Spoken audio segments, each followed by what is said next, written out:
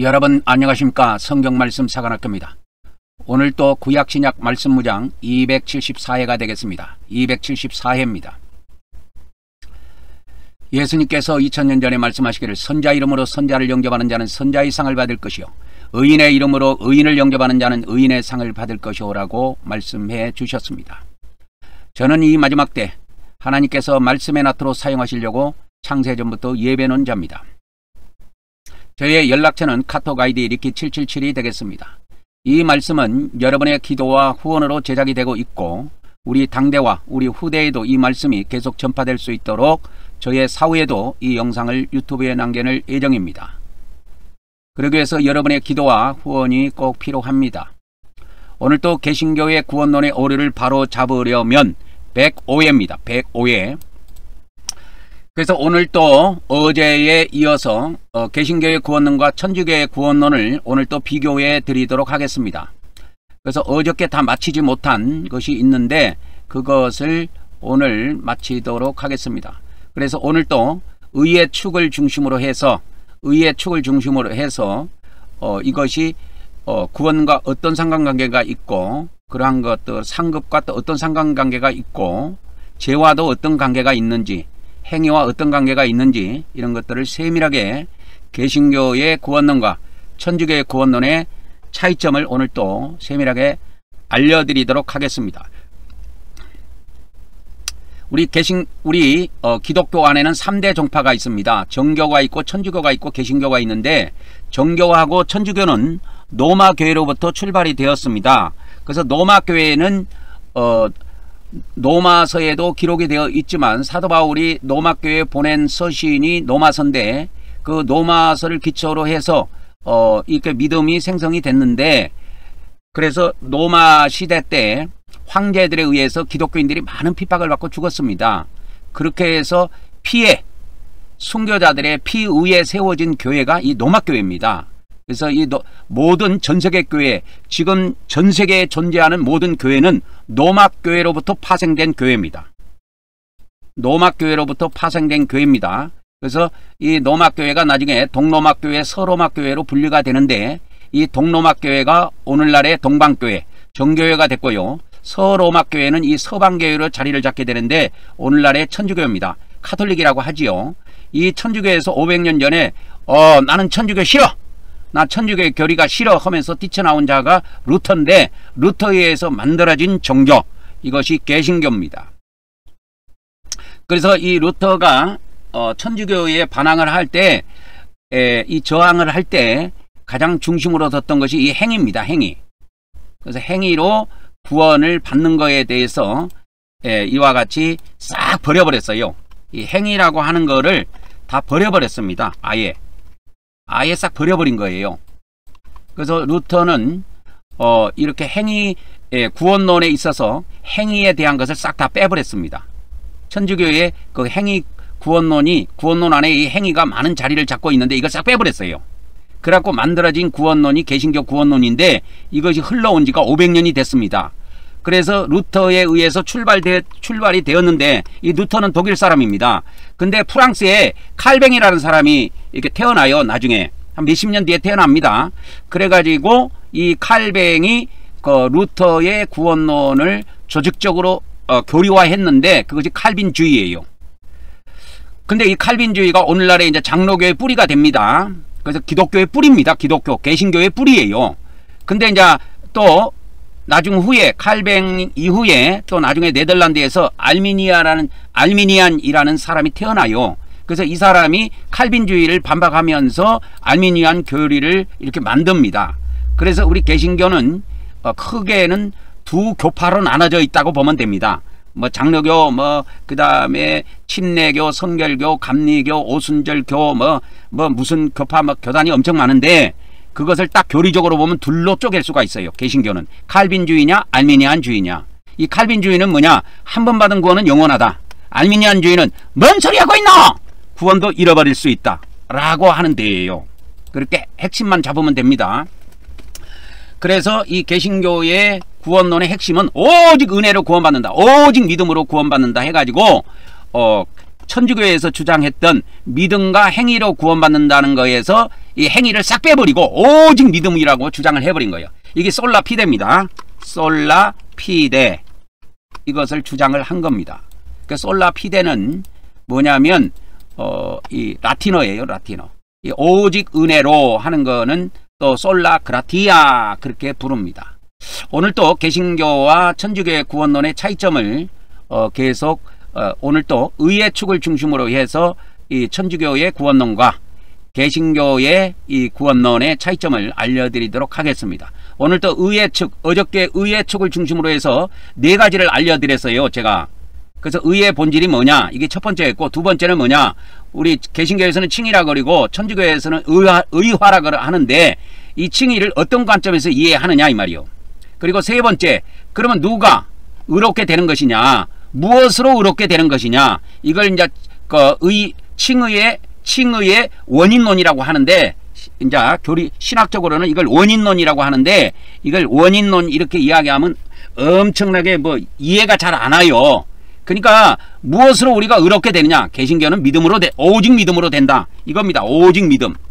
그래서 솔라 피데예요. 천주교는 그렇지 않아요. 천주교는 의롭게 되는 거에 대해서 그 원인론에서 네 가지를 이야기합니다. 그래서 첫째는 하나님, 그래서 공로는 예수님, 그 다음에 그러면 우리가 의롭게 되는 도구는 뭐냐, 그 원인은 뭐냐 했을 때 세례로 봅니다. 그 다음에 네 번째는 그러면 우리가 믿음으로 이렇게 의롭게 될 때 우리 안에 형성되는 의가 있다 이 말입니다. 의. 그래서 이 천주교의 의의 개념하고 개신교의 의의 개념은 제가 볼 때는 하늘과 땅 차이예요. 그래서 루터의 오직 믿음이라고 하는 이것이 너무 단순하게 만들어져 있고 너무 실속 없이 만들어져 있는데 초신자한테는 엄청 좋다 그랬죠. 초신자한테는 오직 믿음으로 구원받는다. 아주 땡큐 베리 굿입니다. 그냥 초신자한테는 너무 좋은데 기신자, 이미 믿고 있는 신자들은 타락시킬 수 있는 확률이 엄청 높습니다. 그래서 개신교의 구원론을 계속 믿고 가다 보면 언젠간 한 번은 다 꺾어져요. 언젠간 한 번 다 꺾어집니다. 그래서 진짜 예수 그리스도 안에서 저도 한 번 넘어졌는데 참 지금 생각하면 통탄할 일인데 그것을 통해서 저는 개신교의 구원론을 싹 버린 사람이에요. 그래서 이렇게 기신자, 신앙생활 오래 한 사람일수록 쉽게 말하자면 천주교의 구원론 쪽에 붙는 것이 훨씬 좋습니다. 본인을 위해서 훨씬 좋습니다. 인자 예수님을 처음 믿는다, 아직 새뺑아리다, 1년도 안 됐다 하면은 개신교의 구원론에 바짝 붙어 있으면 그 사람은 좋아요. 그 1년이 넘어갔다 그러면 천주교의 구원론 쪽에 붙어 있는 것이 훨씬 그 사람한테 위롭습니다. 왜? 천주교는 이 구원론 안에 이 행위라는 것이 강력하게 들어가 있기 때문에 이 행위에 대해서 엄청 조심하게 되거든요. 근데 개신교는 그게 없어.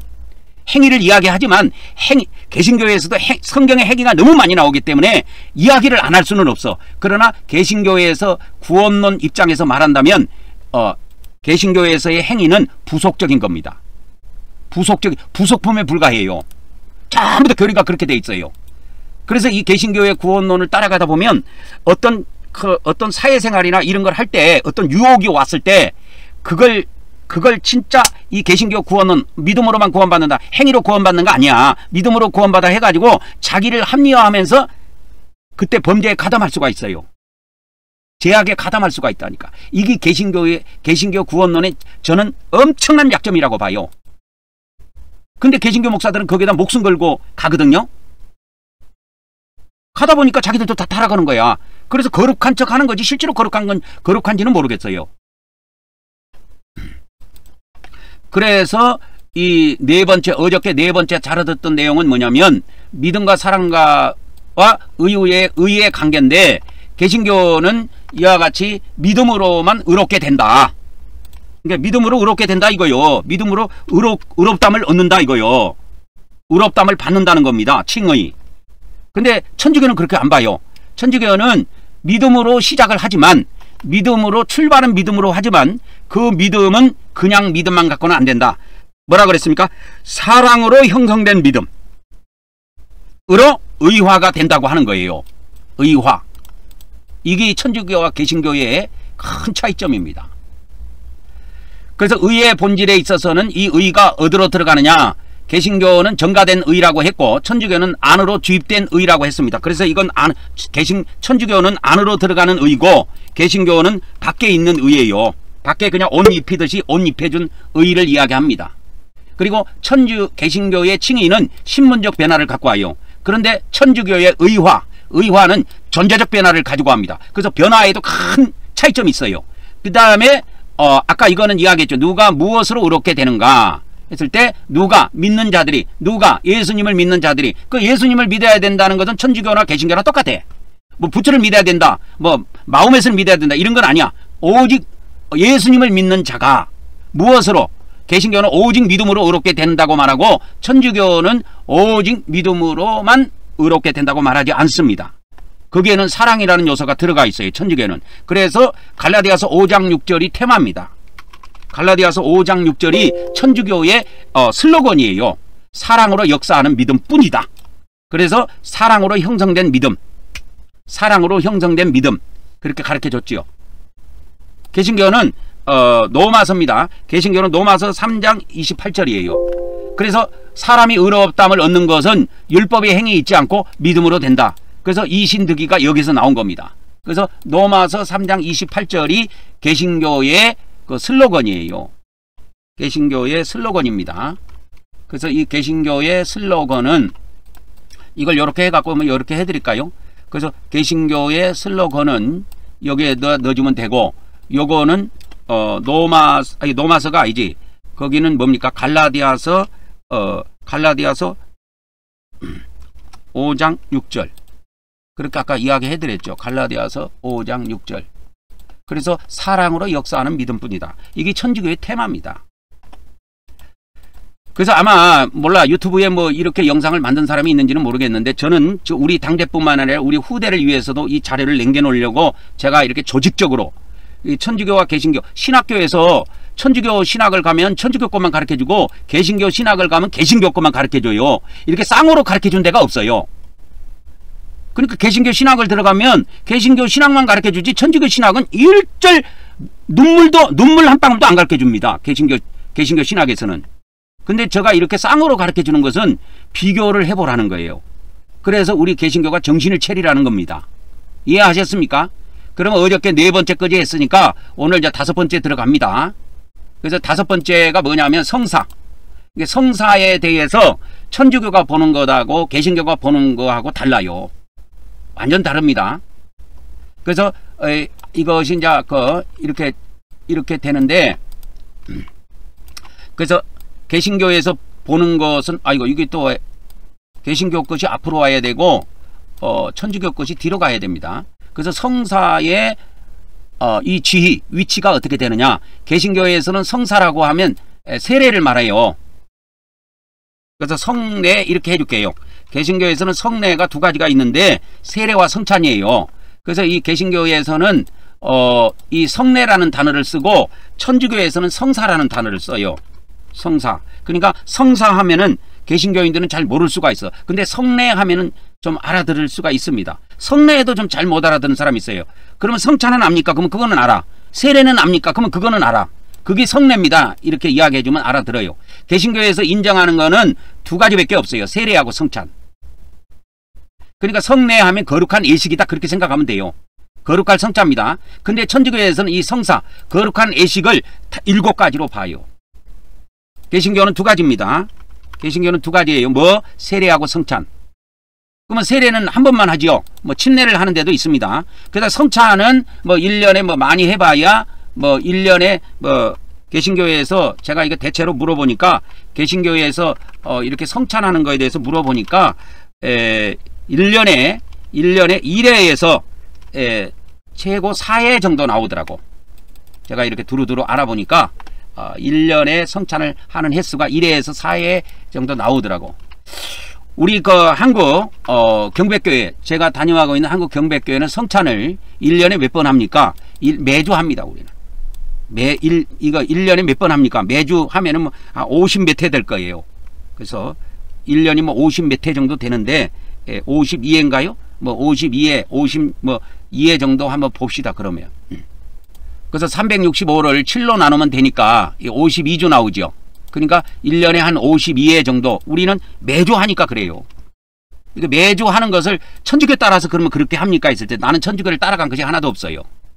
저는 천주교를 따라 하는 게 하나도 없고 이 초대교회에 디다케 문헌이라고 있어요. 디다케 문헌에 보면 매주일 모여가지고 이렇게 성찬을 하도록 예수님의 제자들이 사도들이 그렇게 명령을 한 대목이 있습니다. 그래서 제가 그 디다케 문헌도 여기에다가 입력을 해놨습니다. 이 성경 프로그램에 베들레헴 이 성경 프로그램에 입력을 해놨는데 제가 쓰고 있는 이 성경 프로그램은 베들레헴입니다. 베들레헴 성경 프로그램이에요. 근데 이 베들레헴 성경 프로그램인데 제가 쓰고 있는 게 3.75 버전이에요. 지금은 4. 얼마로 시작이 되는 것이 있을 거예요. 근데 저는 그거는 안 써요. 4. 얼마로 시작하는 거는 안 씁니다. 뭐 예를 들어서 4.01 버전이다. 4. 지금까지 얼마나 갔는가 모르겠는데 4.07 버전이다. 이런 거는 원어가 들어가 있어요. 원어가 들어가 있고 여기에는 원어가 포함이 안 되어 있습니다. 근데 저는 이 성경 프로그램에다가 원어를 다 넣었어요. 근데 왜 제가 이 3.75 버전을 즐겨 쓰냐면 여기에는 이게 데이터 있잖아요. 데이터를 삽입하기가 아주 편리해요. 우리가 한글 워드 쓰지. 한글 워드로 바로 입력해 갖고 바로 여기다 삽입할 수가 있어요. 데이터를 삽입할 수가 있어요. 근데 이 원어가 들어가 있는 여 밑에는 어떻게 4.0, 4.01, 뭐 4.00으로 시작하는 이 버전들은 그 위에 상위 버전들은 데이터 삽입하기가 아주 불편합니다. 아주 어려워요. 이거 한글 워드로 안 됩니다. 이거는 뭐가 있냐면 그 정식 이 데이터 삽입하는 무슨 정식 프로그램을 사용하더라고. 이 전문가가 사용하는 프로그램인데 저는 이 프로그램을 사용할 줄을 몰라요. 그래서 여기에다가 데이터를 이 베들레헴 성경 프로그램 4.0 버전 4점 이상 그 버전은 제가 데이터를 심을 줄 모르기 때문에 이런 것을 심을 수가 없어요. 그래서 디다케 문헌 같은 거 한글 워드에다가 번역해 갖고 딱 집어넣으면 이렇게 나와요. 제가 이거 한글 워드는 이게 한글 워드잖아요. 지금 제가 이렇게 타이핑해 가지고 여러분들한테 보여준 게 한글 워드란 말이야. 그러니까 여기에다가 타이핑하는 거는 이 베들레헴 성경 프로그램에 다 집어넣을 수가 있어요. 근데 4.0 버전 이상은 안 돼요. 원어가 들어가 있는 거기에는 데이터를 한글로 못 넣게 돼 있습니다. 아예 못 넣게 돼 있어요. 그리고 전문가 프로그램을 사용하고 데이터를 집어넣기 때문에 못 넣어요. 그러니까 보세요. 디다케 이 예를 들어서 번역을 해가지고 여기다가 한글에다가 넣어가지고 하면은 이거 얼마든지 여기다가 집어넣을 수가 있는 겁니다. 베들레헴 성경 프로그램에 여기에 보면 그 주일에 대해서 나와요. 그 디다케 14장에 나오는데 주님의 주일마다 너희는 모여서 빵을 나누고 감사를 드려라 이렇게 나와요. 그리고 이전에 뭘 해야 되느냐, 성찬을 하기 전에 뭘 하느냐, 너희의 범법들을 고백해서 그 제사 너희의 예배를 깨끗하게 하도록 하라고 이렇게 회개에 대한 명령도 나와요. 그래서 이 사도들의 명령을 따라서 우리 한국경배교회는 매주마다 회개하고 매주마다 성찬을 해요. 이게 천주교 따라하는 거 하나도 없어요. 천주교는 천주교가 회개합니까? 안 하지요. 그래서 이 디다케 문헌에서는 매주일마다 매주일 그렇게 하도록 명령이 되어 있습니다. 그래서 이 디다케 문헌이 제가 그 개신교 신학에서 이 디다케 문헌을 좀 가르치고 있나 이렇게 보니까 장신대에서도 가르치고 뭐 그렇게 해서 그러한 인터넷 자료들이 올라오더라고요. 보니까 가르치면 뭐합니까? 교회에서 활용을 해야지. 자료라는 건요, 이 문헌이라고 하는 것은 번역해 갖고 가지고 있어봐야 아무 소용없어요. 실천을 해야 돼요. 이 디다케 문헌을 어떤 목사가 읽었다 칩시다. 그 읽고 실천을 하나도 안 했다. 그럼 뭐하러 읽어요? 그럼 뭐하러 읽습니까? 실천도 안 할 그 내용을 뭐하러 읽냐고. 읽었으면 하나라도 이 사람들은 실천을 해야지. 그래서 문헌이라고 하는 거는 실천하기 위해서 읽는 겁니다. 그래서 우리는 사도들의 명령을 따라서 그렇게 하는 거예요. 그래서 이 디다케 문헌이 딱 앞에 명시가 되어 있어요. 12사도들의 가르침에 갖고 제목이 딱 이렇게 붙었어요. 이 가르침이라는 말이 뭐냐? 이게 헬라어로 디다케라 그래요. 가르침 또는 교훈 또는 가르침. 이것이 헬라어로 디다케라고 합니다. 그래서 부제가 어떻게 붙어 있냐? 12사도들을 거쳐 백성들에게 베푸신 주님의 가르침이라고 나와요. 그러니까 12사도들의 가르침은 누구의 가르침이다? 주님의 가르침이다. 그래갖고 뭐가 나오냐? 생명의 길, 사망의 길이 나와요. 그러니까 이 디다케 문헌이 원래 성경으로 넣도록 로마교회에서 결정을 했다가 마지막 뺐어요. 그래서 엄청 안타깝습니다. 그래서 이것만 그런 것이 아니고 생명의 길, 사망의 길, 이 두 길이 나오는 것이 믿는 자들이 가는 두 길을 말하는 겁니다. 믿는 자들이 가는 두 길이 있어요. 하나는 생명의 길이고 하나는 사망의 길이야. 그러니까 이 생명의 길을 쭉 따라가면 결국은 천국에 들어가, 사후에. 근데 예수님 믿고 믿음으로만 구원받는다고 해갖고 지 맘대로 살다가 이 사망의 길을 따라가면 죽어서 지옥 들어가. 이렇게 돼 있어요, 이 디다케 문헌이. 그러니까 얼마나 간편하게 돼 있습니까? 딱 길을 제시해 주니까. 그러니까 이거는 마치 계명과 같은 거예요. 이 디다케 문헌은 계명과 같은 거예요. 이 생명의 길로 가라, 사망의 길로 가지 말라 이거요. 그러면서 생명의 길은 이런 길이 생명의 길이다. 그 다음에 사망의 길은 이런 길이다. 그래서 사망의 길이 뭐가 있느냐? 사람을 살해하는 거, 뭐 거짓말을 하는 거, 뭐 더 간음하는 거, 이런 것들이 다 예수님 믿는 사람들이 이런 길을 따라가거나 이런 행동을 하면 그 끝은 지옥이라는 걸 알려줘요.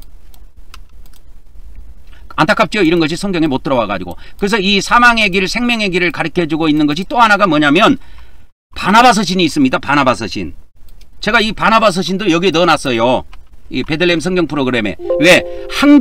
한글로 타이핑만 되면은 이 3.75 버전에는 무조건 데이터를 집어넣을 수가 있거든. 한글 워드로 타이핑만 한다면 다 집어넣을 수 있어요. 그래서 바나바 서신 이것도 이것도 다른 사람이 번역한 건데 인터넷에서 제가 다운받아가지고 그대로 이걸 집어넣은 겁니다. 제가 지금 번역하고 있는 것도 있습니다. 이 바나바 서신. 그래가지고 이 내용을 그대로 넣어놓고 한 번씩 읽어봅니다. 이렇게. 그래서 이 바나바 서신의 특징이 뭐냐면 우리 믿는 사람이 가는 길이 두 길이다. 여기도 바나바 서신 끝에 그게 나와요. 끝부분에. 그래서 하나는 생명의 길이고 하나는 사망의 길이다. 그래서 이 생명의 길을 따라가면 우리가 영광을 누리고 이 사망의 길을 쭉 따라가면 그 끝은 멸망이다. 이렇게 나옵니다. 그래서 천국적을 이걸 답을 정확하게 알려준 거예요. 초대교회부터. 그러니까 초대교회의 원래 신앙과는 이렇게 돼 있었어요. 믿음과 행위 구원이었단 말이야. 초대교회는. 근데 이제 로마교회가 들어서면서 이 어거스틴 있죠. 이 로마교회의 이 구원론을 완성한 사람이 누구냐면 어거스틴이에요. 신학한 사람은 이 어거스틴이라는 이름을 다 알 거예요. 이게 로마교회 사람인데 이 로마인이에요. 로마 시대 사람인데 이 사람이 구원론을 완성한 거야. 구원론을 완성한 겁니다. 그래가지고 이것이 이 사람의 구원론이 보통 은혜 중심 구원이에요. 은혜 중심 구원이고 믿음 중심 구원이에요. 그렇다고 해서 행위가 없는 건 아니에요. 행위가 반드시 따라야 된다 해가지고 행위도 들어있기는 있습니다. 그러니까 개신교회에서도 행위가 없는 건 아니에요. 부속으로 들어있어요. 부속품으로. 행위가. 그러니까 부속품으로 들어있으니까 여러분 어떤 책을 봤는데 끝에 부록으로 뭐 좀 달려있는 거 그거 별로 신경 씁니까 여러분? 별로 신경 안 써요. 앞부분에 신경 쓰지. 그래서 이 개신교회에서는 세례와 성찬 자체가 칭의의 원인이 되지 않는다 이 말입니다. 이게 무슨 말이냐면 우리가 칭의 의롭다함을 받는 거 있잖아요. 의롭다함을 받는 건 오직 믿음이다 그 말입니다. 그러면 세례와 성찬은 뭡니까? 세례와 성찬으로는 칭의를 받는 것이 아니다. 세례와 성찬으로 우리가 칭의를 받는 것이 아니고 오직 믿음으로 오직 믿음을 통해서 이렇게 뭘 받는다? 칭의를 받는다 이 말이요. 오직 믿음을 통해서 칭의를 받는다 이 말이요. 그러니까 세례와 성찬으로 칭의 받는 것이 아니다. 칭의라고 하는 것은 세례와 성찬으로 받은 것이 아니다. 이걸 앞으로 가져갈게요. 그러면 칭의라는 것은 오직 믿음으로 받는 것이지 칭의라는 것은 천주교식으로 세례나 이런 걸 통해서 받는 것이 아니다. 세례와 성찬으로 받는 것이 아니다. 천주교에서는 세례와 성찬으로 의롭게 돼요. 그것이 있다니까. 교리 안에 들어있어요. 이 개신교는 이걸 완전히 없애버린 겁니다. 완전히 없애버린 겁니다. 그래서 천주교는 세례를 통해서 의화된다 이 말이요. 천주교는 이렇게 돼 있습니다. 그래서 여기에다가 이걸 가지고 와, 여기에다가 이거를 가지고 와 보면 천주교에서는 칭의라고 안 하고 의화라고 하죠. 우리가 의롭게 되는 것은 세례와 성찬으로 된다 그 말입니다. 여기는 지금 세례만 나와 있는데 시작은 세례지만 중간에는 성찬이 들어가요. 그래서 의화는 천주교에서 의화는 세례로 시작한다. 그 다음에 뭐요? 중간에 뭐 세례는 맨날 받는 게 아니잖아요. 그러면 이제 세례 받은 사람은 뭐로 계속 의롭게 되느냐? 뭐로 의롭게 되느냐? 의화라는 건 의롭게 됨 이 뜻입니다. 의롭게 됨 이 뜻이에요. 그럼 뭐로 계속 의롭게 되느냐 했을 때 그것이 성찬이다 그 말이요. 성찬. 그리고 잘하는 것이 있습니다. 고해성사. 그래서 그래서 이거를 아주 중요시게 여깁니다. 천주교에서는 이걸 엄청나게 중요시게 여겨요. 세례하고 성찬을. 개신교에서는 성찬 별로 안 하죠. 천주교는 매주 할걸요. 근데 매주 하기는 하는데 천주교인들한테 물어보니까 떡만 주고 포도주는 신부님들만 마신다고 하더라고. 그래서 천주교에서는 세례를 통해 가지고 뭐를 통해 가지고 세례를 통해 가지고 뭐 한다고? 죄가 실제로 씻기고 원죄를 포함해 가지고 원죄를 포함한 제사함을 이야기해요. 그래서 다 제사함 다 받는다. 그리고 깨끗이 씻겨진 상태에서 성화 은총이 주입된다 이 말이요. 그래서 이 성화 은총이 주입돼 가지고 이것을 통해서 이제 성화의 가정을 걸치는 겁니다. 그래서 신앙생활이 뭐냐? 신앙생활은 성화의 가정이라고 봐도 돼요. 성화의 가정. 이거를 천주교에서는 의화의 가정이라고도 또한 부르기도 합니다. 의화라고 부르기도 해요. 그래서 성화 은총이 주입이 돼가지고 성화할 수 있는 기본적인 그거를 이 안에다가 하나님께서 딱 그 영혼한테 부어 주셔가지고 딱 세팅을 해 주신다는 겁니다. 이게 기본은 딱 기본은 딱 깔아 주신다는 거예요. 하나님께서. 근데 이제 그렇게 하다가 신앙생활 하다가 죄를 졌어. 중대한 죄, 이거를 천주교에서는 대죄라고 합니다. 그래서 천주교에서는 죄를 둘로 나눠요. 대죄, 소죄가 있는데 대죄를 지면은 의화가 상실된다고 봐요. 그래서 잃어버린 이 의를 이 고해성사를 통해서 회복할 수 있다. 그래서 천주교에서는 이 천주교가 기독교하고 다른 것이 뭐냐? 천주교는 죄의 고백을 엄청나게 중요시 여깁니다. 엄청나게 중시합니다. 개신교의 개신교 목사들 치고 여러분 죄의 고백을 중시한 목사 봤습니까? 이거요 나는 무시한다고 봐요. 그러면 누가 이기느냐? 나는 천주교가 이긴다고 봐. 봐봐, 죄를 졌는데 죄를 고백하는 사람하고 죄를 졌는데 죄의 고백을 무시한 사람하고 누가 이길까요? 하나님 앞에 섰을 때 죄의 고백한 사람이 이깁니다, 여러분. 그래서 천주교의 교리가 우월한 거예요, 제가 볼 때는. 개신교의 교리는 초신자한테는 엄청 좋아 보이고 그러니까 겉이 엄청 막 화려해. 개신교의 이 구원론을 보면 겉은 화려해. 근데 속은 없어. 제가 느낀 거를 이야기해 줄게. 개신교의 구원론은 겉이 화려해. 그래서 확 땡겨. 구미가 땡겨. 초신자들에게. 근데 천주교의 구원론은 그렇지 않아요. 천주교의 구원론은 겉은 화려하지 않아. 겉은 화려하지 않고 속이 화려해. 개신교의 구원론은. 제가 아마 개신교의 구원론하고 천주교의 구원론을 한마디로 평가해 주세요. 물어보면 난 딱 이렇게 말하고 싶어.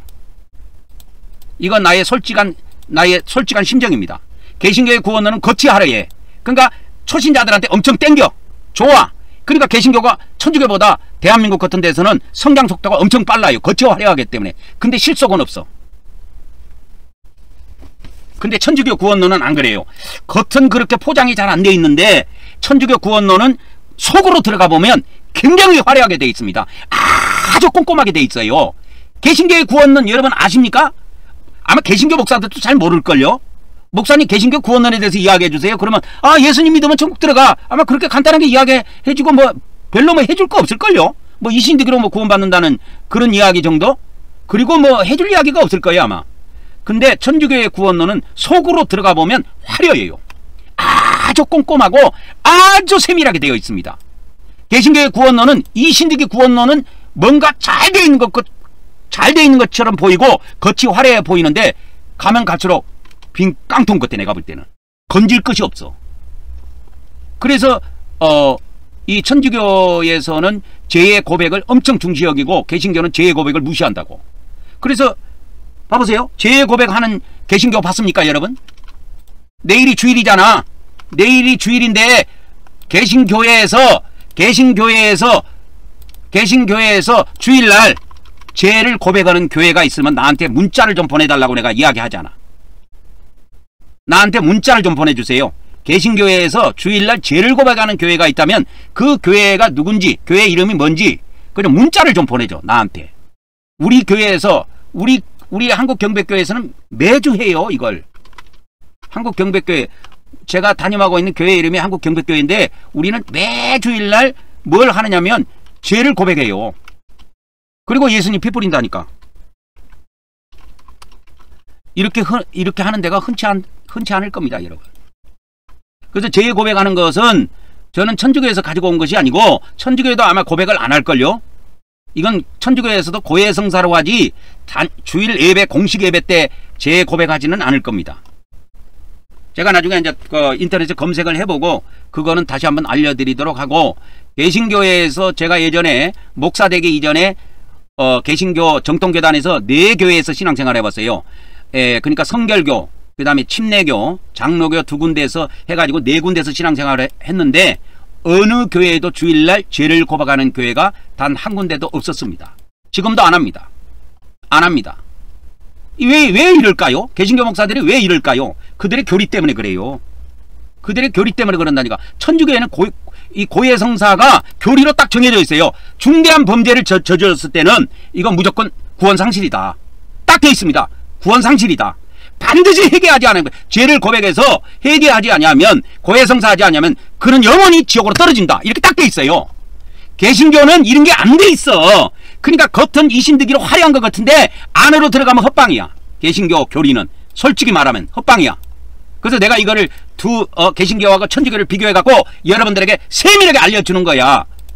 아마 이게 천주교 교리를 개신교하고 비교해서 들어보면, 와, 천주교가 이래? 와, 천주교 아마 달리 보일걸요 여러분. 천주교 교리가 이렇게 세밀하게 돼 있고 이렇게 잘 돼 있단 말이야? 아니, 그냥 제가 예전에도 저도 목사 초년생 때 천주교는 뭐 행위로도 구원받는다고 그래갖고 뭐 그냥 우습게만 여겼어요. 천주교 교리를. 뭐 아무것도 몰랐지요. 지금으로부터 35년 전에 제가 목사 됐을 때인데 그때는 뭐 천주교 교리에 대해서 아무것도 몰라요 저도. 왜? 신학교에서 개신교 교리도 제대로 안 가르쳐주는데 그것도 다 못 배우고 졸업을 한다니까. 그래서 이 개신교의 이 성례에 대해서 이렇게 살펴보면은, 개신교의 성례는 세례와 성찬인데 이것을 하나의 말씀에 딸린 표나 인이다 이렇게 보는 거예요. 이렇게 이야기해주면 이게 뭔 말인지 여러분 이해 갑니까?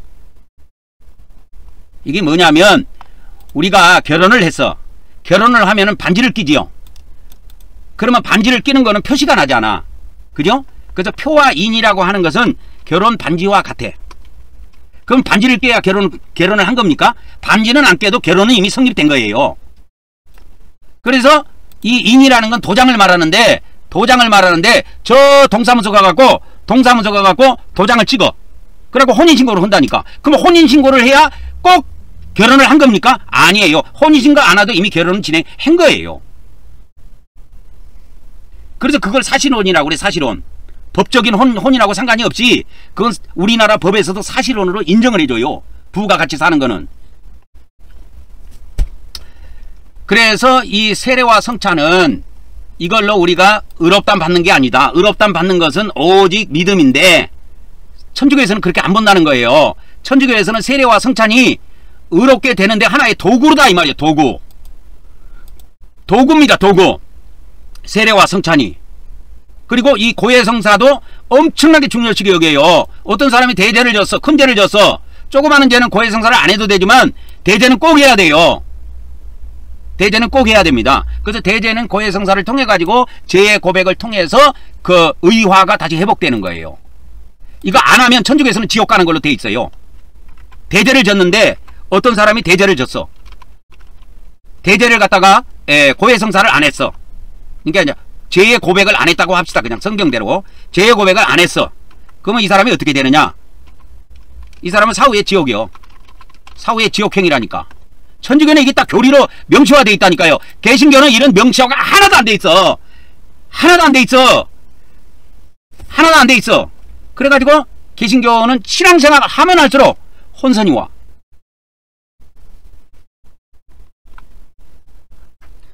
그래서 아까도 제가 이야기했지만 개신교의 교리 구원론은 초신자한테 좋고 천주교의 구원론은 기신자한테 좋습니다. 오래 믿은 신자들한테 좋아요. 기신자 중에 이미 믿고 있는 신자를 기신자라고 하는데 그 기신자 중에서도 10년, 20년 또는 30년, 40년 이상 믿은 사람들, 이런 사람들한테 천주교 교리가 훨씬 좋습니다.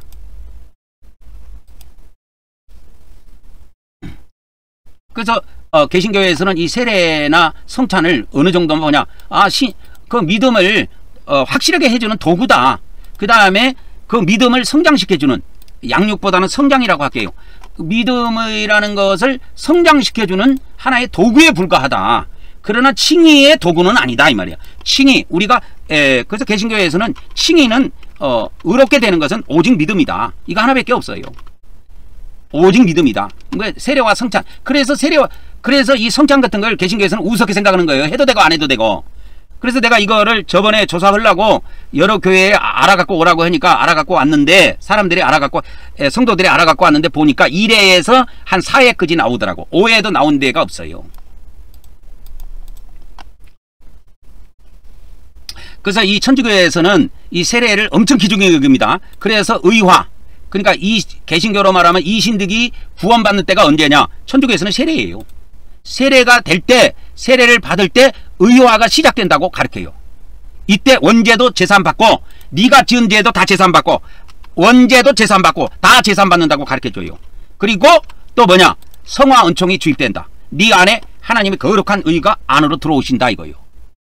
이걸 알려줍니다. 그 다음에 이제 죄의 잔용과 시간이 벌써 많이 갔는데 오늘 이거 빨리 끝내야 되는데, 이게 10번, 11번까지 있는데, 야, 이게 시간이 너무 많이 갔네. 그 죄의 잔용과 인간 내면의 상태를 보면 개신교는 칭의와 동시에 중생이 시작된다고 보는 거예요. 중생은 거듭남입니다. 요한복음 3장에 나오죠.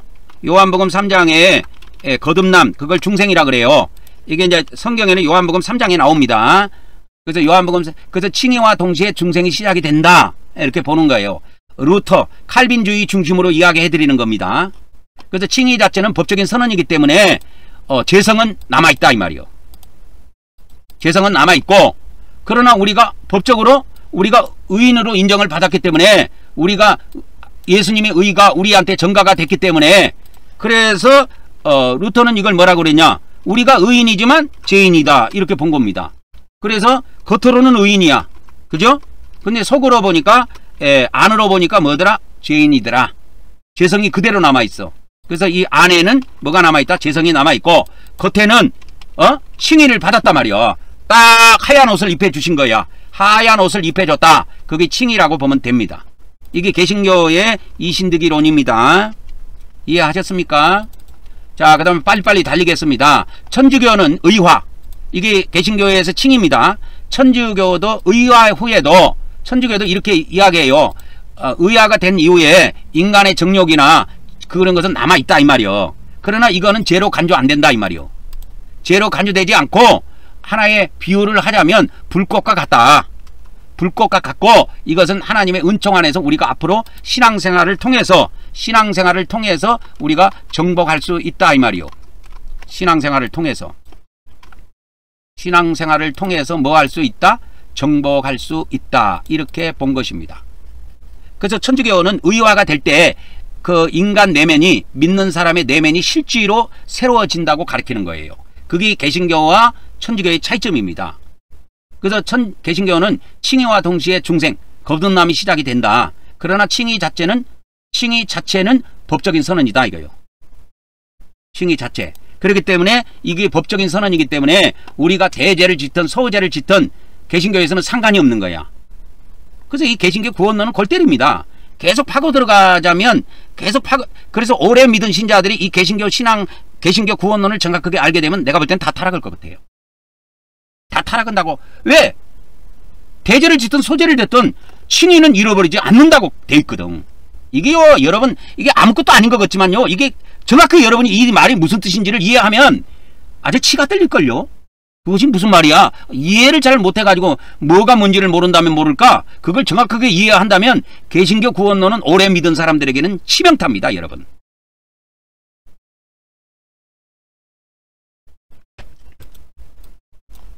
쉽게 예를 들어서 이런 겁니다. 간단하게 예를 들어서 칭의 자체는 법적인 선언이기 때문에 이게 뭐를 이야기하냐면 쉽게 말하자면 영원히 유효하다 그런 의미예요. 그러니까 우리가 죽어서 사후에 하늘나라 가고 천국의 법정에 서가지고 하나님 심판을 받을 때 우리가 천국 들어가느냐 지옥 들어가냐 했을 때 개신교는 믿음을 잃지 않는 이상 그거는 다 천국 들어간다고 하는 이야기입니다.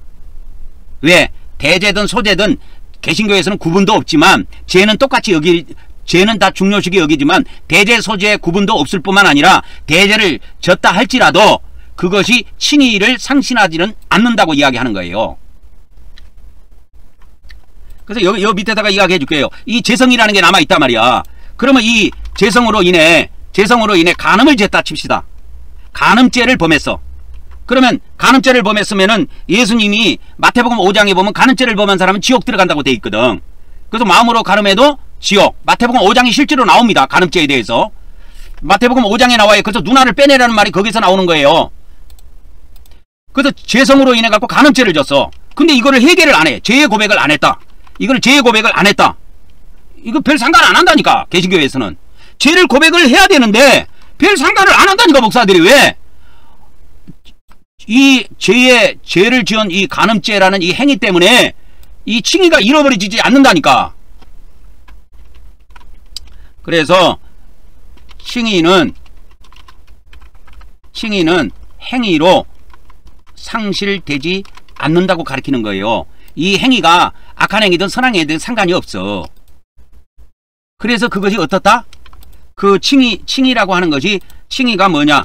칭의는 어떻다? 영원히 유효하다 그 말입니다. 개신교는. 그러니까 지옥 안 간다는 이야기예요. 근데 안 가는 거 한번 보세요. 그래서 내가 바울계시록 알려준 거야. 이 사람들아. 그래서 이 개신교 구원론은 그래서 오래 믿는 사람한테는 독약이야. 내가 볼 때는. 이건 파고 들어가면 타락시켜버립니다. 인간을 그냥 다 타락시켜버려요. 내가 볼 때는.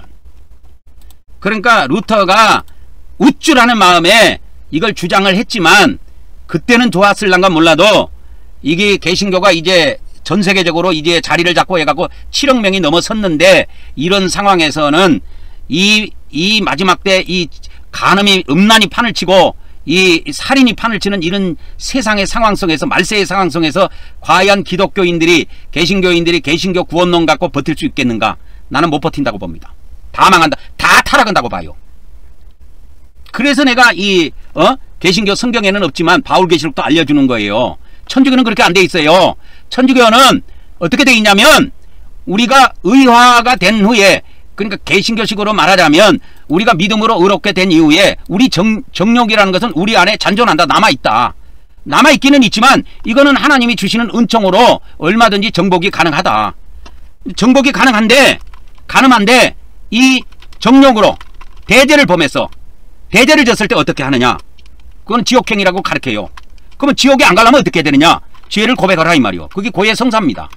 반드시 고해성사 안 하면 무조건 지옥으로 돼 있어요. 천주교는. 근데 개신교는 죄 고백에 대해서 목사들도 신경을 안 쓴다니까. 자기 교인들이 주일날 왔는데 간음죄를 졌는지 뭔 죄를 졌는지 관심도 없어. 그냥 설교만 해. 예배만 인도하고 설교만 해.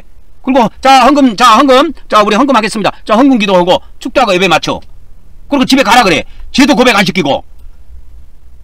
이게요 사람 골 때리는 거요. 가만히 보면 골 때린다니까. 그런 것이 교리화로 돼 있지가 않아요. 개신교는. 근데 천주교는 이런 거에 대해서 면밀하게 돼 있습니다. 여러분. 빨리빨리 넘어가겠습니다. 7번 들어갑니다. 7번. 자, 7번 이 공로와 보상의 문제는 행위와 관련된 거예요. 행위의 문제입니다. 행위와 관련된 이야기예요. 개신교는 최종 심판에서의 보상은 인정을 합니다.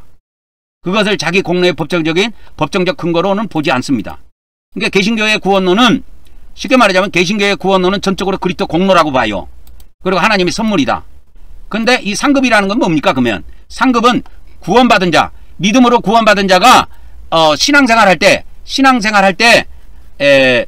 그러니까 이 신앙생활이라고 할게요. 신앙생활에 대한 평가라 그렇게 보면 돼요. 그러면 신앙생활을 순종했는가 충성했는가 사랑했는가 이런 걸 하나님이 평가해 갖고 보상해 준다 그런 의미입니다. 이해하셨습니까? 그래서 개신교의 구원론은 이래요. 구원은 상실 불가능이다. 상실 불가능이에요. 구원은. 근데 상급은 잃어버릴 수 있다고 가르쳐요. 상실 가능하다고 봅니다. 그래서 구원은 받았지만 천국에 들어가지만 이 땅에서 뭐 헌금도 안 하고 충성도 안 하고 봉사도 안 하고 이러면은 구원은 받아갖고 천국 들어갈지는 몰라도 상급은 하나도 없다. 개털모자 쓰고 있다. 이런 이야기가 나오는 겁니다. 자, 그래서 개신교의 이것도 없애버리겠습니다. 이런 거 설명하다 보면 시간이 너무 가기 때문에 지금 오늘 이걸 다 맞춰줘야 됩니다. 제가 구원의 그래서 공적 근거는 그리스도의 의고 선행은 열매요 증거다. 이 뭔 말인지 이해가 가십니까? 이게 뭔 말인지 이해가 가시냐고 여러분. 이게 뭔 말인지 이해가 가려면 제가 설명을 해줘야 돼. 그래서 구원받은 근거가 뭐냐? 예수 그리스도의 의다 이 말은 예수 그리스도의 죽음과 부활이다 그 말입니다. 그리고 선행이라는 것이 있는데 이 선행이라는 것은 개신교에서 어떻게 보느냐? 선행이라는 것은 구원의 열매다. 구원받은 사람의 열매고 그 사람의 구원받은 증거다 이렇게 보는 거예요.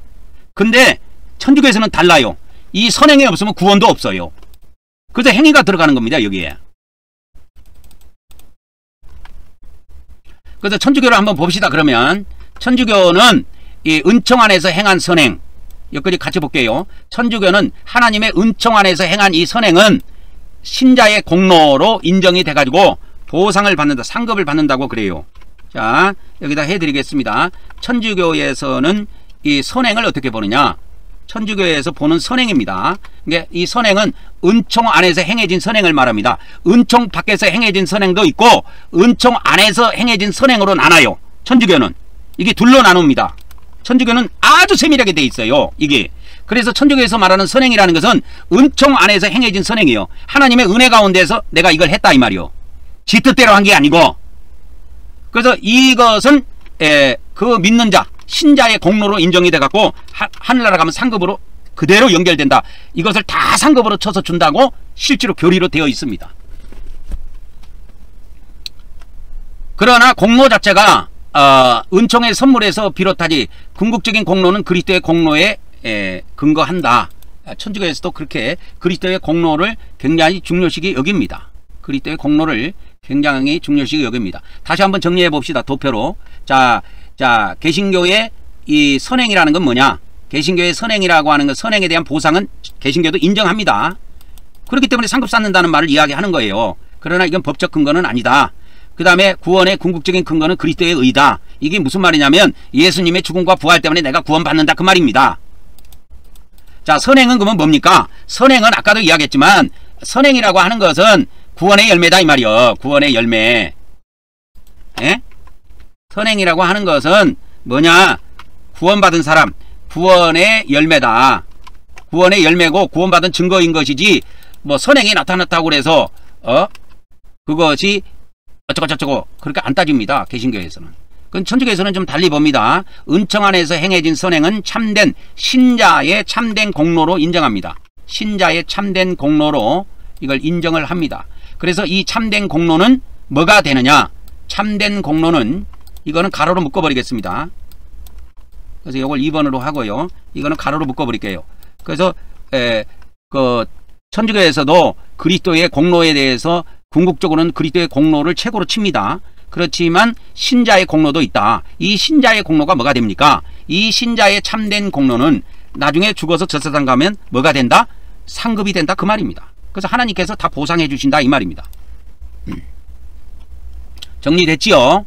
그 다음에 8번째 갑니다. 자, 날아가야 돼요. 날아가야 오늘 이 내용을 마칠 수가 있다니까. 자, 8번째 11번까지 나가야 된다니까. 그럼 확신과 지속이라는 그 뉘앙스에 대해서 보도록 하겠습니다. 확신과 지속에 대한 문제입니다. 그래서 확신, 구원에 대한 확신, 이 구원의 확신은 개신교가 강하게 줍니다. 개신교는 은혜의 약속에 근거한 구원의 확신을 강조합니다. 개신교에서는. 그래서 오직 구원의 확신을 강조합니다. 개신교에서는. 엄청 강조해요 이거를. 교단별로 약간 차이는 있지만 이와 같이 하나님의 말씀에 비춰왔을 때 믿음으로 구원받는다고 했다. 그래갖고 뭐 에베소서 2장 8절 같은 경우 엄청 이용하잖아요. 개신교에서 너희는 그 은혜에 의하여 믿음으로 말미암아 구원을 받았다. 그게 하나님의 선물인데 믿음으로 구원 받았다 이거요. 그래서 이거 붙잡고 있어라 이 말이요. 에베소서 2장 8절. 그래서 이런 것들을 강조를 합니다. 엄청 강조합니다. 그래서 진짜 믿음은 끝까지 하나님이 그 믿음을 보존할 수 있도록 하나님께서 끝까지 붙으신다. 이게 칼빈의 성도의 견인론이에요. 칼빈의 5대 교리가 있는데 그 중에 마지막이 성도의 견인론입니다. 그래서 루터나 개혁주의 안에서도 다양한 목소리가 있기는 있지만 대체로 개신교는 믿음으로 구원받는다. 다양한 목소리가 있지만 다양한 목소리가 있는 건 맞지만 개신교는 뭐로 받는다? 개신교의 구원론은 한마디로 말하면 오직 믿음으로 이걸로 축약해 볼 수 있다. 그래서 진짜 믿음을 갖고 있는 사람은 끝까지 보존해 주신다. 이렇게 되어 있습니다. 이게 칼빈의 구원론이에요. 이게 알미니아는 다릅니다. 끝까지 자유의지를 중간에 놔버려 갖고 믿음을 포기하면 중간에 구원이 상실된다고 하는 데가 거기가 어디냐? 그가 알미니안이에요. 그래서 이 믿음 이야기 하는데 알미니아는 좀 다릅니다. 그래서 알미니안 주의는 끝까지 보존해 주신 것이 아니고 믿음을 포기하면 중도에 포기하면 구원 상실이라고 봅니다. 그러니까 개신교회에서 이게 없는 게 아니에요. 있어요. 그러니까 상실 불가도 이야기합니다. 상실 불가를 이야기하는 데가 칼빈주의예요. 칼빈주의는 끝까지 보존해 주신다. 그래서 구원이 상실되는 건 불가능하다. 이렇게 보는 거죠. 천주교 한번 봅시다. 천주교는 구원의 확신을 잘 안 줘요. 그래서 도덕적인 확신은 가능합니다. 이건 눈으로 볼 수 있으니까. 우리가 뭐 선행을 행하든 자비를 베풀든 뭐 가난한 사람에게 돈을 이렇게 물질적인 후원을 하든 또 이런 거. 그래서 이런 것들은 우리가 눈으로 볼 수 있는 것이기 때문에 이것은 내가 선을 이렇게 행했기 때문에 그거에 대한 확신은 가질 수가 있다 이 말이요. 그러나 특별한 하나님의 계시가 없는 한 절대적인 구원의 확신은 천주교에서는 아주 신중하게 다룹니다. 그래서 개신교 목사들은 믿음으로 구원받아 당신 믿으면 죽으면 천국 들어갑니다 이렇게 이야기하지만 천주교에서는 그렇게 함부로 말 안 해요. 왜? 천국 들어가고 지옥 들어가는 건 하나님이 심판해서 결정하는 것이기 때문에 인간이 된다 안 된다고 말할 수 있는 부분이 아니라는 거죠. 그래서 그들은 말을 굉장하게 조심합니다. 그리고 왜 이렇게 천주교에서는 다루냐면 천주교의 구원론 안에는 행위 구원론이 들어가 있다 이 말이요. 그래서 행위 구원론 때문에 그렇습니다. 천주교의 구원론 안에는 이 행위 구원론이 들어가 있어요. 믿음의 구원론도 들어가 있지만 천주교에는 행위 구원론이 들어가 있어요. 행위 구원론이 뭐냐? 인간이 자유의지로 타락할 수가 있다. 대죄를 지을 수 있다 이 말이에요. 이 대죄. 아까 이야기했죠. 대죄를 지으면 뭐예요? 대죄를 지었는데 고해성사를 안 했다. 그건 지옥행위예요. 무조건. 천주교에서는. 그래서 인간의 자유의지가 있기 때문에 지 마음대로 타락할 수가 있다 이 말이요. 그걸 누가 막냐 이 말이요. 그렇기 때문에 그런 사람은 구원이 상실된다고 천주교에서는 가르치기 때문에 당신이 예수님을 믿었기 때문에 이 믿음 한 가지로 당신이 천국 들어갈 수 있다 없다 이렇게 확신을 안 줘요. 왜? 끝까지 두고 봐야 되니까.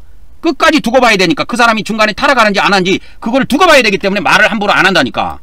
근데 개신교는 타락을 하든 말든 믿음만 갖고 있으면 천국 들어간다는 거야.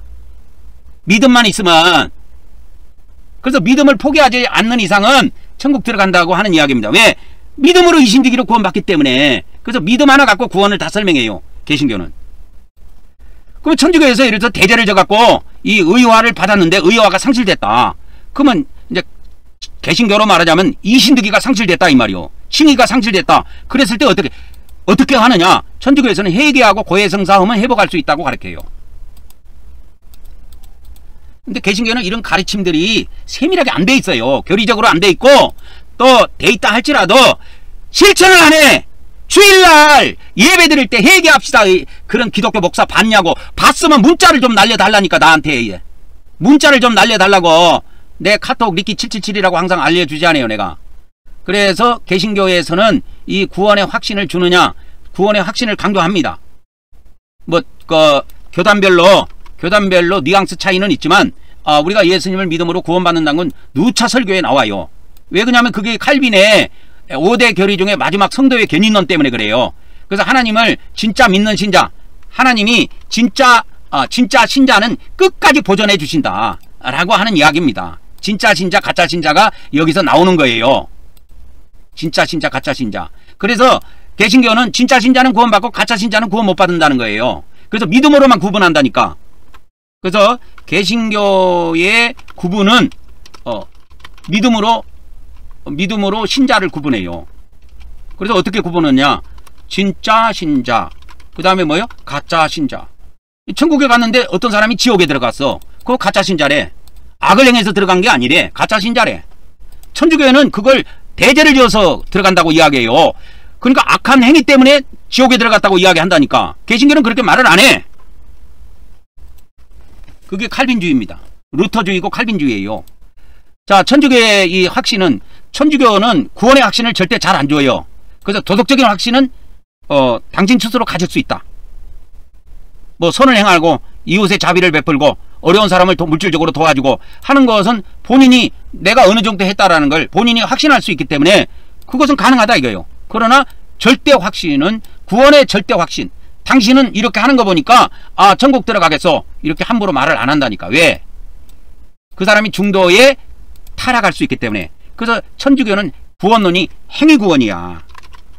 행위구원이 포함되어 있다니까. 믿음 구원도 포함되어 있지만 행위구원이 포함되어 있어요. 개신교는 뭐냐? 개신교의 구원론은 오직 믿음으로 받는 구원이야. 그러니까 행위가 악하든 뭐든 상관이 없어. 어떻게 보면 하나님 편에서는 통탄할 일이지만 개신교에서는 그것이 그냥 통용이 돼. 그래서 천주교에서는 그러면 대죄를 져갖고 엄청나게 악을 행했다. 이 대죄가 악행이야, 악행. 악을 행한 사람은 지옥 간다고 이렇게 가르친다 이 말이요. 이 악행을. 그러면 의화가 상실된다 이거요. 근데 상실되면 그대로 두는 것이 아니고 천주교는 고해성사라는 제도를 만들어놨어. 그래서 사람이 이 의화, 칭의를 회복할 수 있는 길을 열어놨다니까. 이것이 개신교하고 다른 점이야. 개신교는 그런 제도 자체가 없어요. 지가 뭐 집에서 죄를 져갖고 사회생활하다가 죄를 졌으면 집에서 회개하든 말든 별로 신경도 안 써요. 그러면 예배당에 와갖고 주일날, 내일 주일인데 예배 드리러 왔어. 그러면 회개합시다. 이거 말도 안 해. 안 꺼내. 설교에서도 회개합시다 말 안 하고 그냥 예배에 어떤 회개할 수 있는 예배 시스템이 안 돼 있어. 아예 없어요. 자, 더 가봅시다. 이제 9번까지 왔습니다. 자, 11번까지 가야 되는데, 자, 한번 달려봅시다. 그러면 이건 이제 비유로 좀 설명해 드릴게요. 이때까지 이제 설명은 다 했고, 이제 8개까지만 했으면 거의 다 한 겁니다. 그러면 이제 요 개신교의 구원론하고 천주교의 의화하고 개신교의 칭의론, 이신득이 구원론하고 비교를 좀 해드릴게요. 개신교의 칭의, 이신득이 말이요. 이신득이 구원론은 그리스도의 의를 옷으로 비워온 것으로 내가 어제 알려드렸지요. 그래서 우리가 칭의를 받았다, 이신득이로 구원받았다 하면 그냥 겉에다가 아 예수님이 옷을 입혀줬구나, 하얀 옷을 입혀줬구나 이렇게 생각하면 됩니다. 하얀 옷을 입혀줬구나. 그래서 겉으로, 이 예부라는 것은 겉입니다. 겉으로 법적인 신분이 바뀐 거예요. 그러니까 옛날에는 마귀 새끼였는데 이제 하나님 백성이 된 거야. 신분이 바뀐 거야. 천주교는 그렇게 안 돼 있어요. 천주교는 그렇게 안 돼 있고, 천주교의 의화라고 하는 것은 믿음으로 의롭게 되는데, 의롭게 됐는데 이것은 그 옷을 입혀준 것이 아니고 생수를 먹여주신 거예요, 하나님이. 그래서 이 안으로 들어가. 이 생수를 마시면 우리 속으로 들어가죠. 그래서 속이 시원해. 옛날에 막 속이 답답하고 쾌쾌하고 우울하고 불안하고 초조하고 막 그랬는데 이 예수님을 믿고 세례를 받고 의화가 되는 순간에 하나님이 생수와 같은 것을 먹여주셔가지고 완전히 그 사람이 새로운 사람이 돼버린 거예요. 그래서 이것을 개신교는 법정적 은총이라고 그랬고, 그냥 은혜라고 바꿀게요. 이것을 법정적 은혜라고 하고, 천주교에서는 그것을 생명적 은총이라고 합니다. 그런 식으로 비교할 수가 있어요. 그래서 생수는 우리 속을 적신단 말이야. 그리고 속을 변화시킨다고. 그래서 이 생수가 뭐냐? 의라 그 말이야. 의가 사람 안에 들어오는 거야. 그래서 의가 사람 안에 들어와갖고 그 사람을 변화시키는 거야. 그래서 천주교는 그래서 내적인 변화야. 천주교의 의화로는 내적인 변화고, 개신교의 의화로는 외적인 변화를 말하는 겁니다. 그거 차이가 있어요. 이해하시겠습니까? 그런 차이가 있습니다. 하나는 외적인 변화고 하나는 내적인 변화다. 그래서 이 이제 개신교와 천주교 두 동파의 차이를 보면은, 그러니까 하나님의 은총과 예수 그리스도의 공로, 그러니까 예수님이 십자가의 죽음과 부활을 통해서 우리가 의롭게 되는데, 첫째 쟁점이 뭐냐? 의의 이치야. 개신교는 의가 어디로 들어가요? 개신교는 의가 겉에 머물러. 천주교는 의가 어디로 들어가? 안으로 들어가. 이게 차이점이야. 개신교는 밖에 머무르고 그래서 개신교에서 칭의를 받았다는 것은 옷을 입는 것이고 천주교에서 의화가 됐다라는 말은 생수를 마신 것과 같아. 두 번째 쟁점은 이겁니다. 칭의론에 있어서 두 번째 쟁점이에요. 성화론은 이제 다음에 성화론에 대해서 깊숙이 이야기해 드리는 거는 추석 끝나고 다음 주 목요일부터 해 드릴게요. 그래서 추석 연휴 때에는 월요일하고 화요일하고 수요일 날에는 말씀이 업로드가 안 됩니다. 왜 안 되냐면 제가 요 포항에 있지 않고 다른 데를 가요. 추석시로 가족을 만나러 가기 때문에 거기에는 제 컴퓨터가 없기 때문에 녹화를 할 수가 없어요. 그래서 말씀을 올릴 수가 없습니다. 그래서 제가 수요일 날 돌아오니까 수요일 날 돌아오고 나면 목요일부터는 말씀을 올려드리도록 하겠습니다. 그래서 말씀이 올라가지 않는 이 기간에는 여러분들이 이 어려운 거 이해 안 가는 이런 말씀들은 다시 한번 시청을 하시기 바랍니다. 그러면 두 번째 천주교와 개신교의 이 칭의 문제에 있어서 의의 문제에 있어서 두 번째 쟁점은 뭐냐면 개신교는 뭐냐? 개신교는 이 법적인 선언이란 말이야. 개신교는 법적인 선언이고 천주교는 법적인 선언이 아니에요. 법적인 선언이 아니고 존재적으로 의롭게 됐다는 거예요. 그러니까 존재적인 의를 갖다가 어떻게 하냐면 의를 갖다가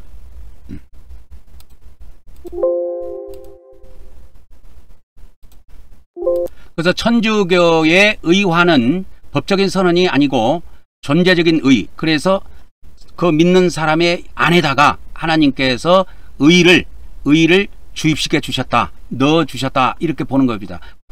그래서 존재적 의라고 하는 거예요.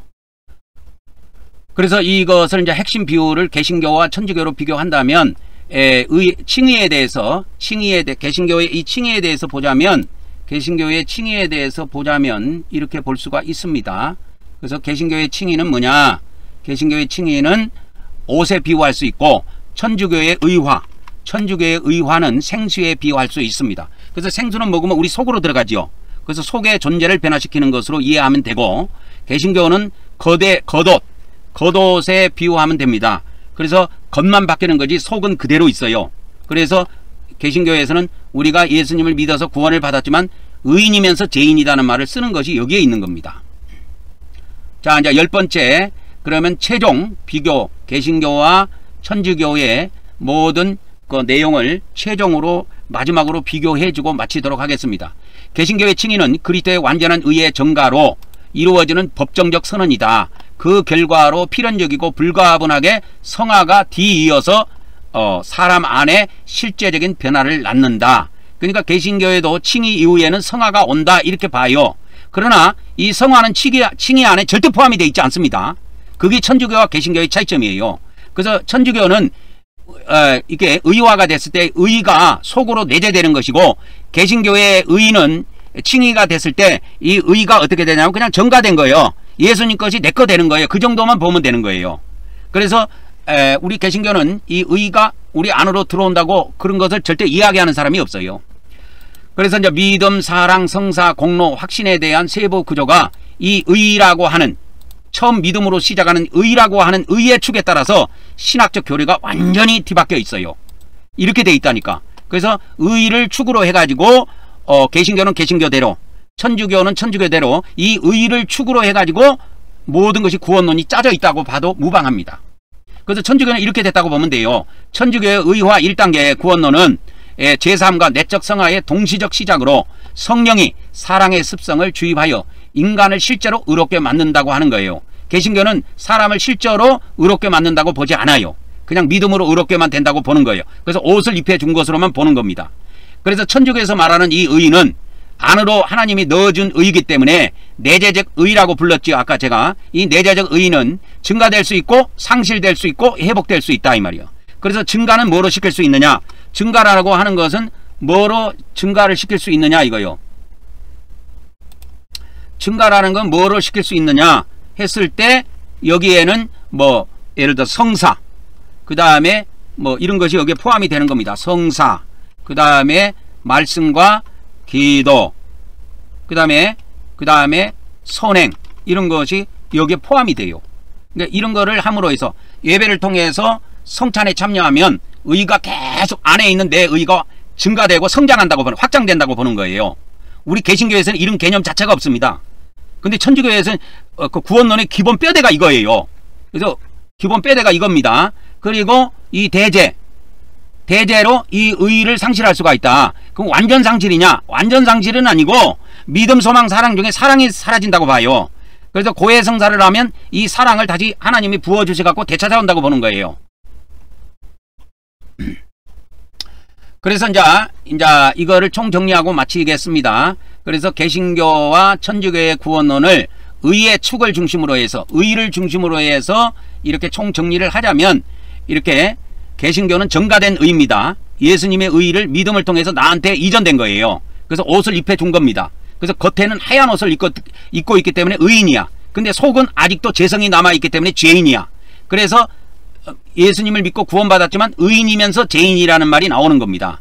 그러면 개신교에서는 내적 변화는 없습니까? 내적 변화라고 하는 것이 있어요. 개신교에도. 그걸 성화라고 하는데, 그거는 이 칭의하고는 아무 관련이 없고, 칭의가 된 사람은 필연적으로 이 결과, 이 과정을 밟는다, 이렇게 봅니다.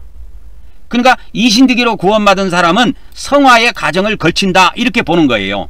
그럼 안 걸치면 어떻게 됩니까? 안 걸치도 별 수 없지 뭐, 이거예요. 그렇다고 해서 지옥 간다고 말하지는 않아. 왜? 이게 법정적 선언이기 때문에, 칭의가 법정적 선언이기 때문에 법정에서 재판장이 선언한 것이기 때문에 하늘나라 가든 땅에 있든 이게 안 바뀐다는 이야기입니다. 근데 천주교는 그렇게 안 봐요. 그래서 개신교에서는 이신득이 구원론을 엄청 주장하고 강력하게 밀고 있지만, 천주교는 그런 구원론 자체가 없습니다, 여러분. 그래서 천주교의 구원론과 개신교의 구원론을 비교해 봐야 개신교가 뭐가 지금 잘못됐고 어디에서 빗나갔고 이런 것을 비교해 볼 수 있다, 이 말이요. 천주교에서는 이렇게 예수님을 믿을 때 바로 의가 주입된다고 보지 않아요. 믿고 세월이 좀 흘러가지고 세례받을 때 의화가 된다고 봐요. 세례받을 때, 이때 하나님께서 의를 그 사람 안에다가 주입을 시켜준다. 이 의로 인해 가지고 제사함도 되고 내적 성화도 동시에 일어난다, 이거예요. 그래서 하나님이 의를 주입을 시켜줬는데 그 사람 안에 이것을 딱 성품으로 자리 잡는 거예요, 이 의가. 그래서 이 성품은 증가될 수도 있고 없어질 수도 있고 회복할 수도 있는데, 어떻게 하면 증가가 되느냐? 주일마다 예배에 참석해 가지고 성사, 그러니까 성찬에 참여하면은 이것을 증가시킬 수 있다, 이 말이요. 예배에 참여하면 증가시킬 수 있다, 이렇게 말하지 않아요. 성사를 중요시 여깁니다. 성사.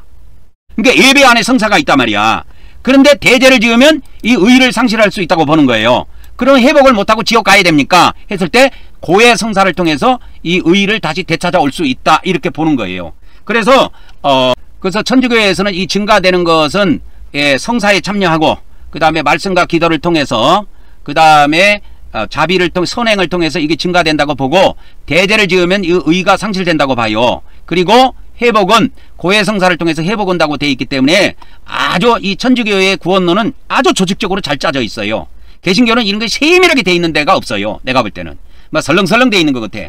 뭐 돼 있다 할지라도 천주교 것 갖고 어차피 천주교 것 가지고 그거를 수정해 가지고 개신교 교리를 만들었기 때문에, 물론 들어는 있겠지만 개신교 목사들이나 개신교인들은 잘 몰라요, 내가 볼 때.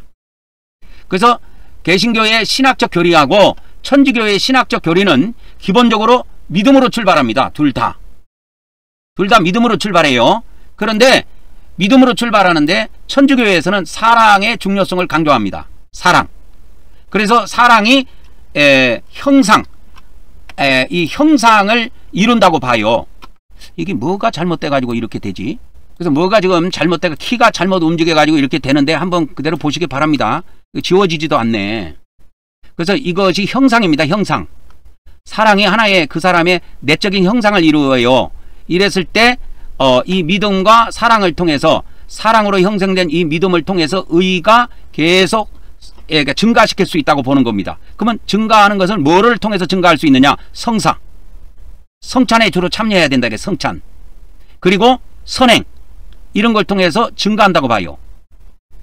그리고 은총 안에서 행하는 이 선행은 그것이 공로로 인정이 돼가지고 나중에 뭐가 된다? 그 사람의 상급이 된다.